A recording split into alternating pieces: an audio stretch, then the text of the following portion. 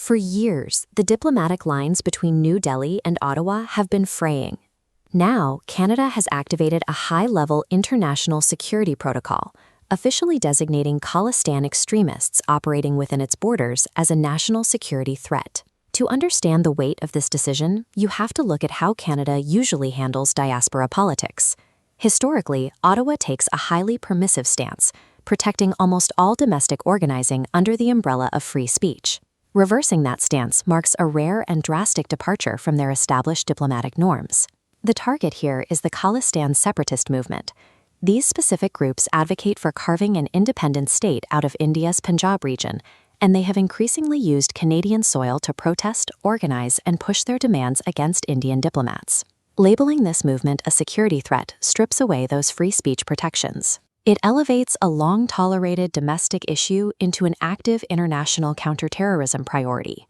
The roots of this tension stretch back decades. Over the late 20th century, as the Khalistan movement faced heavy crackdowns inside India, separatist organizers moved abroad, building logistical and financial bases within North American diaspora communities. For Canada, the presence of these groups was treated largely as a local political reality. As long as the organizing didn't break domestic laws, Canadian foreign policy allowed them to operate freely, creating a vast diplomatic vacuum. This timeline shows decades of Indian diplomatic complaints against Canada. Tension curves upward as India warned these groups financed violence. At the peak, cooperation broke down. Indian extradition requests and intelligence dossiers stalled within the Canadian legal system. India viewed this inaction as harboring fugitives. Canada viewed it as due process. That severe mismatch turned localized protests into a highly volatile diplomatic standoff.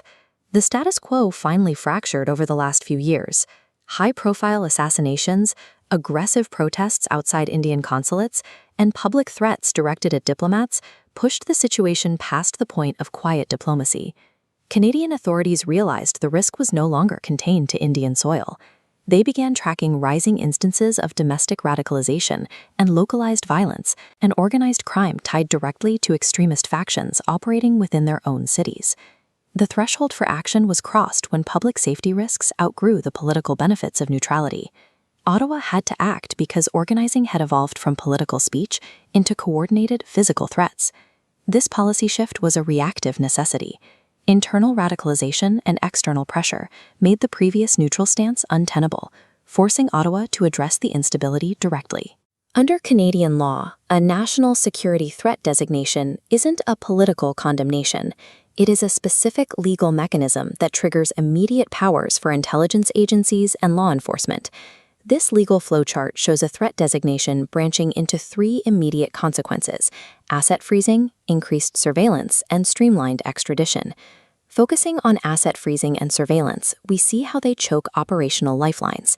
Banks lock accounts, and law enforcement legally monitors communications, paralyzing their organizing efforts.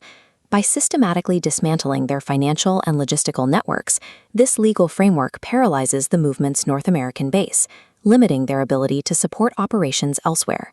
With the designation in place, daily diplomatic engagement between Ottawa and New Delhi must adapt.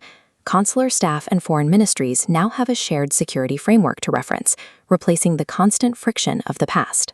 For the Indian government, led by Prime Minister Narendra Modi, this validates a long-term foreign policy goal. They have demanded this categorization for years, and securing it provides significant leverage for India's future diplomatic engagement with Canada. This alignment also clears a major roadblock for the economy. By removing the primary source of political toxicity, both countries can recalibrate their risk profiles and resume stalled negotiations on bilateral trade agreements. The security goals of Canada and India are finally pointing in the same direction. However, they now face the task of rebuilding years of eroded trust before those trade and intelligence partnerships can fully function. This network map illustrates the broader impact on international intelligence. We have Canada, the Five Eyes, the Intelligence Alliance, which includes the US, UK, Australia, and New Zealand, and Indian intelligence. Notice the new data pathways opening up between these entities. By officially categorizing these groups as a threat, Canada removes legal hurdles that previously blocked data sharing. Now, intelligence regarding transnational threats can flow more directly to India, bypassing previous bureaucratic bottlenecks. Resolving this specific friction point allows for more consistent security cooperation between Canada and India, providing a more stable foundation for their interactions across Asia. On an everyday level, diaspora communities in both nations are entering a much stricter security environment. Scrutiny on international travel, on financial transfers, and public organizing will be significantly tighter under these new rules. Canada's declaration provides the legal and financial tools necessary to dismantle these extremist networks. This shift creates a new baseline for how global security, intelligence, and diplomatic networks will interact for the foreseeable future.